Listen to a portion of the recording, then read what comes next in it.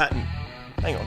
Was released in 1970, was directed by a man named Franklin J. Schaffner, and stars a myriad of famous actors, but George C. Scott is the man of the hour. Anyway, first things first, let's get stuck into the pros. This movie is masterfully directed. From the way Schaffner's able to pull everything together, from the performances down to the framing, it is absolutely outstanding how he's able to really immerse you in this world, in a movie that still holds up today. George C. Scott is at the lead of this character study, so he needed to be at his A game, and let me tell you, he delivers nothing short of an absolutely titanic performance. The way he even overshadows all of the other actors in this film, it really is a marvel to behold.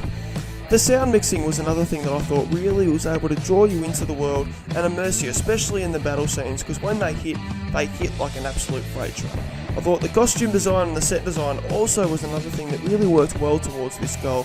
And lastly, the script. A fantastically written film was able to really allow the performances to sing. But like all movies, this movie does have some cons, and this one's fairly obvious. This movie goes for 2 hours and 52 minutes, which is a hell of a long time, particularly if you're not able to see this in a movie theatre, which I think is really going to afford this movie the best chance to get into you, rather than sitting on the couch with all the natural distractions that you have sitting there at home.